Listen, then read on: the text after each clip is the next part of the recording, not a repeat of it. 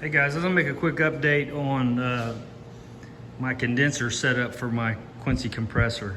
I did this 4 years ago, and again, I've said it before in other videos, it's one of the best things I've ever done as far as removing water and oil from the lines. And I used to have to oil my air tools and stuff like that because, you know, I was getting so much water in them and stuff like that. And then when you spray, you have to use one of those little orange bulbs or whatever and stuff like that. And those only work so well. So I ended up getting online and found this, a guy had a setup similar to this. And so I basically copied it.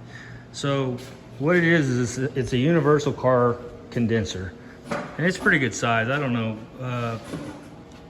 maybe 2 foot, maybe 18 inches, something like that, by, I don't know, 15 inches. I'll try to get you back there to kind of see it. It comes all the way down, goes all the way over to there. And it's a couple inches thick. And so you can see I put some rubber tread in between it. That way when this thing's vibrating, it's not metal on metal. Same thing I did here for my water separator. That way it's insulated. So the way this used to work is, so this come out of the motor, or the compressor here, and went straight into the tank. Well, it's super hot, like, I don't know, several hundred degrees when it comes out. Well, as that hot air comes out, it causes moisture, and that moisture is what comes out the end of your hose. So I thought, watching that video, guy swearing by this, and I was like, okay, I'll give it a shot. So I bought that universal condenser. So now how it works is basically I went and bought this at Home Depot. You can buy it in a coil. I just bent it by hand, no big deal. So run it up over here, come across.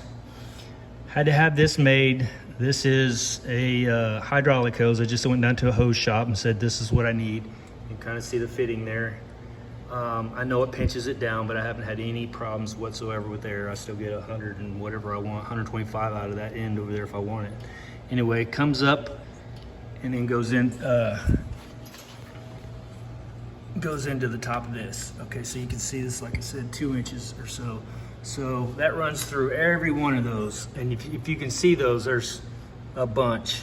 1, 2, 3, there's probably 20 of them. So it goes all the way through every single one of those, and the whole time it's cooling.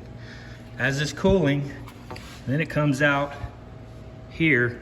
By that time it's liquid, it's water.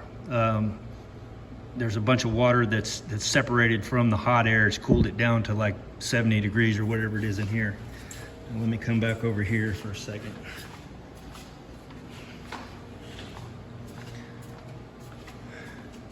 So this came with the kit and it never failed, so I just left it.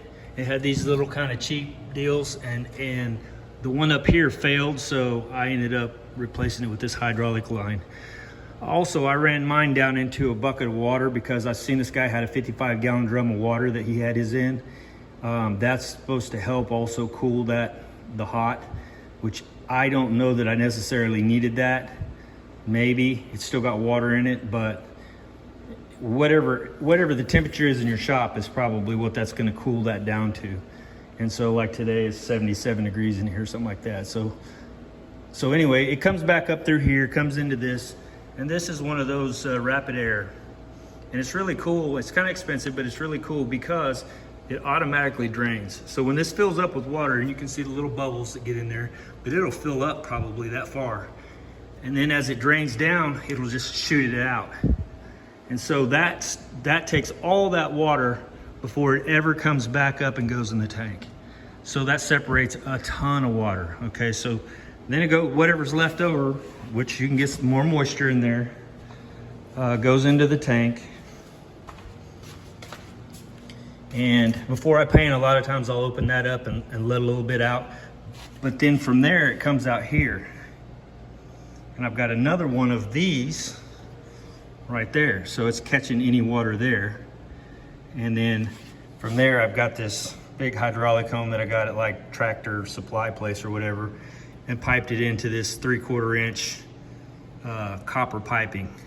Now, you know, copper's expensive. I got quite a bit of money in this system, but these are all shark bite fittings, which a lot of people were like, those will never work. Well, 4 years later, I haven't had one leak, not one. And I've got a bunch, elbow there, goes all the way across, little double female connector there, another elbow there, all the way down. So let's see.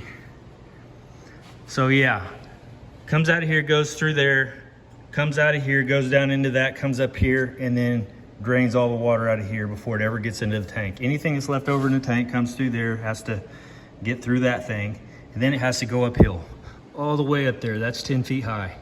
Then it comes across and goes over. So over here, you can see it comes over and it comes down, another elbow there, goes all the way down. I've got a T and then a drop. No water ever comes out of that drop, ever. A lot of times I don't even mess with this. I don't even open those. So from there, it comes over to here to another, and this is a kind of a cheap one, but it's never, ever got any condensation, moisture, anything in it, ever. It works amazing. This system, I mean, I'll probably end up changing that out for one of those eventually, but this works just fine. So it comes over here, got another drop leg here, and then it goes up. Now this one goes all the way up to the ceiling, comes over and goes over to my air hose. That goes to my air tools and whatever I'm using on a daily basis. Now I decided for paint, I wanted something different here because I didn't want all the air running through my paint filters all the time and wearing them out all the time, because I'm all the time using air tools for stuff. So basically I shot a leg off of this one, and I did solder this in, and then there's a shark bite there, and then I've got one here and one here that cuts off each one of these. So then everything, any condensation, anything like that would have to come through here and here, which, like I said, it never gets to there. I'm not sure how far it stops, where it stops, but anyway, regardless. So let me show you this. I put these on 4 years ago, and I don't know if I can do this both hands or not. We'll try. So this is what I call a toilet paper filter. It's made by Motor Guard. It's an M60. And a lot of guys use these, and these things get nasty pretty quick. I mean, it just gets soggy and gross, and you end up having to change them. This one here, I've never changed. And I'm not bragging, I'm just telling it like it is. It's brand new still. I mean, look down in, that's brand new. Never ever had to change this. So you know, if this is completely dry, then this as well is like new still. And I drain this, there's a little drain down at the bottom, and I open it up and drain, and I never get any water out of that. This desiccant I never have to change it. It just doesn't get wet. So what I'm saying is that condenser does such an amazing job. And it may be the whole setup with copper pipe, and you know, the copper may cool a little better than other things. I don't know. I don't know if we can get this back on with one hand either. Sorry. So anyway, that's the setup. I'm gonna have to tighten that up after I put my camera down, I think. But again, I've just never had to replace these, which I see guys on the internet all the time with their stuff, and they're all the time having to replace their desiccants and stuff like that. People have multiple stage desiccants and all that. And maybe you need that if you have a paint booth where you paint like all day, every single day. I don't know. All I know is, for me, this system works amazing. And I never get any water out of it. So I just thought I'd go over that with you real quick and give you an update. Like I said, it's been 4 years, and I'm still rocking along with it, and it's not having any problems at all.